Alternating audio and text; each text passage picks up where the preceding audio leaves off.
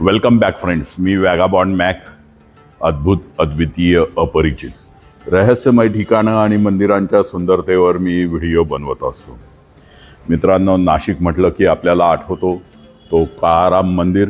काळाराम मंदिर हे काळ्या पाषाणामध्ये बनवलेलं एक सुंदर मंदिर आहे, ज्याला पौराणिक आणि ऐतिहासिक संदर्भ आहेत.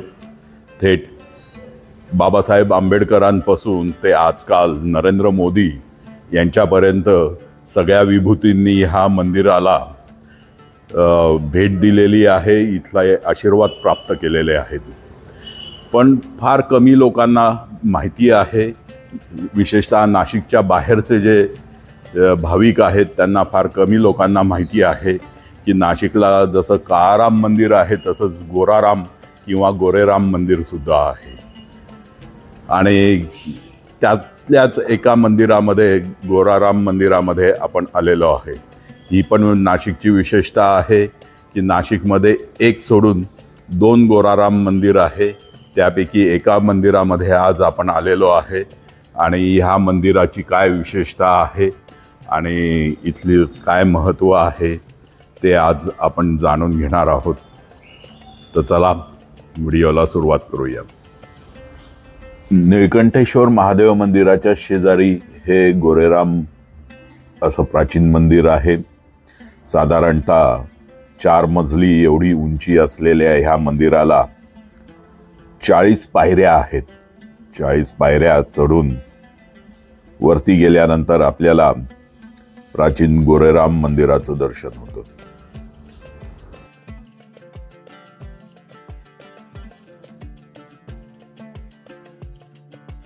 सन 1782 मध्ये पेशवे माधवराव यांचे सरदार श्री महादेवराव हिंगणे यांनी या मंदिराचे बांधकाम केले.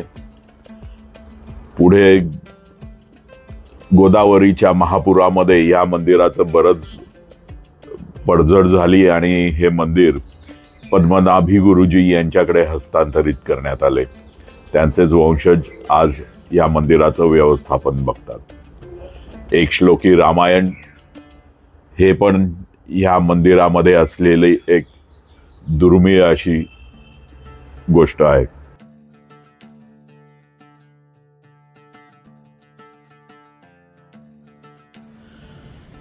या पद्धतीचा इथे मंदिराच्या गर्भगृहासमोर सभागृह आहे.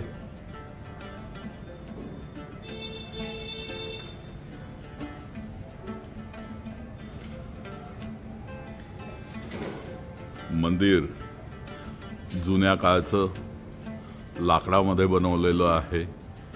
सागवानी लाकडाचं बांधकाम आपल्याला इथे दिसतं. मंदिरामध्ये प्रवेश केल्या केल्या आपल्याला दिसते ती गंगा गोदावरींची मूर्ती आणि गोदावरीचं होणारं हे प्रसन्न दर्शन.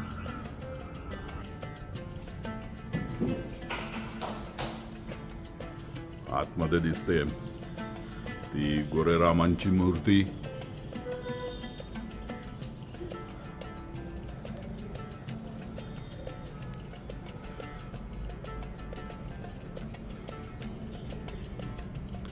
मूर्ती जी आहे ती पांढऱ्या रंगाच्या संगमरवरी दगडामधून बनवली गेलेली आहे. त्यामुळे या मंदिराला गोरेराम मंदिर किंवा गोराराम मंदिर असं नाव पडलं.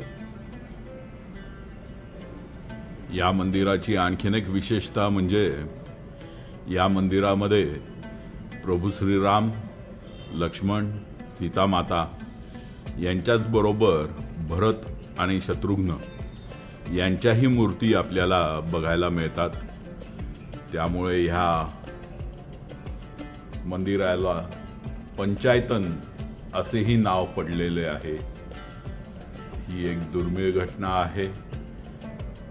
प्रभू श्रीरामांबरोबर आपण लक्ष्मण आणि सीतामातांच्या मूर्ती तर कायम बघतो, पण भरत आणि शत्रुघ्न या दोघांच्याही मूर्ती असणारं हे तसंच दुर्मिळ मंदिर आहे।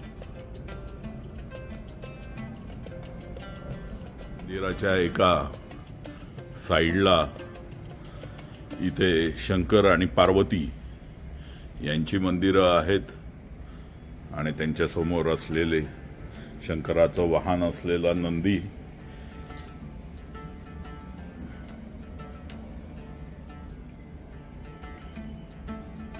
खूपच छोटं आणि सुंदर मंदिर आहे। आपल्याला इथे शंकराच्या मूर्तीची एक विशेषता दिसते की शंकरांच्या जटामधनं गंगा प्रवाहित होताना आपल्याला इथे दिसते।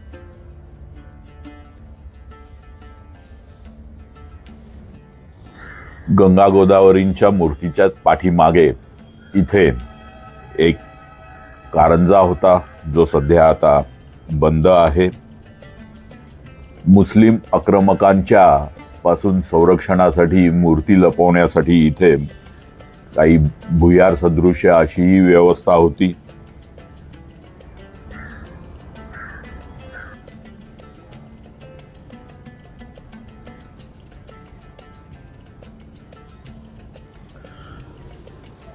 गोराराम मंदिराच्याच परिसरामध्ये इथे दशभुजा सिद्धिविनायक मंदिर सुद्धा आहे।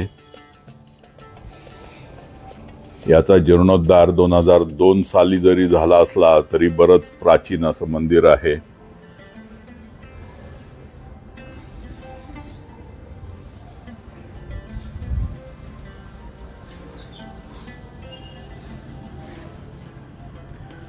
मंदिरात प्रवेश केल्या आपल्याला नजरेस पडते ते महादेवाची पिंडी, महादेवाचं शिवलिंग आणि त्यासमोर असलेला नंदी आणि दशभुजा सिद्धिविनायकाचं सुंदर अशी मूर्ती।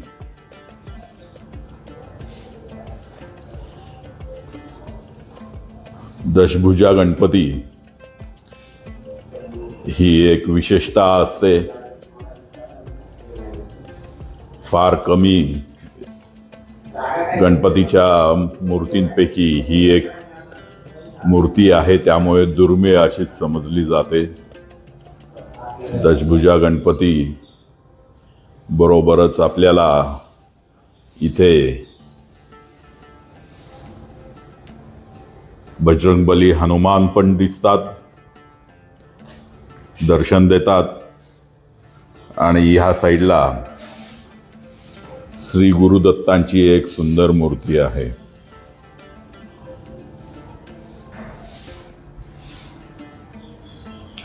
श्री गुरुदत्तांची एक सुंदर मूर्ती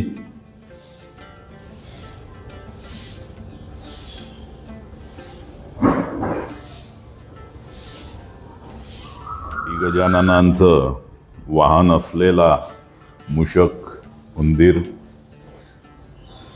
अतिशय मिश्किल दिसतो आणि सुंदर आहे। मंदिर तसं अत्याधुनिक पद्धतीचं जरी असलं तरी त्याचा एक प्राचीन जो ठेवा होता, बाज होता, तो इथे सांभाळण्याचा प्रयत्न केला आहे।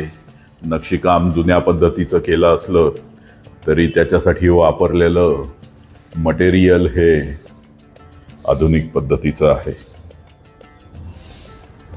शहरामध्ये असलेलं हे एक शीतला माता मंदिर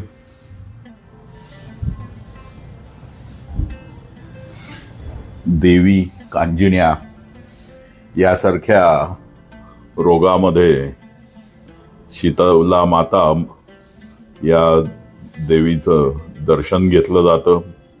इथे आपल्याला शीतला मातांबरोबरच सप्तशृंगी आणि महालक्ष्मी यांचंही दर्शन होतं। मूर्ती सुंदर आहेत, पण मंदिर बंद असल्यामुळे आज जाऊन दर्शन घेण्याचा योग आज आपल्याला लाभलेला नाहीये।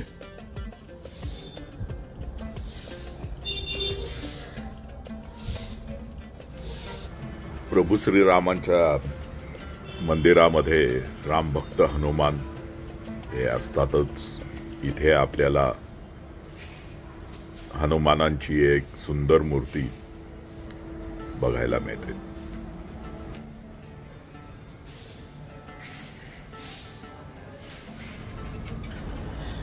मंदिराच्या प्रवेशद्वारापासून दिसणारं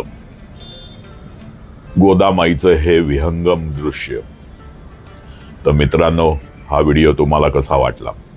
व्हिडिओ जर आवडला असेल तर लाईक करा, आपल्या मित्रपरिचितांपर्यंत हा व्हिडिओ जरूर पाठवा। परत भेटू नाशिकच्या अशाच एका नवीन व्हिडिओमध्ये नाविन्यपूर्ण मंदिरासकट। तोपर्यंत स्वतःची काळजी घ्या।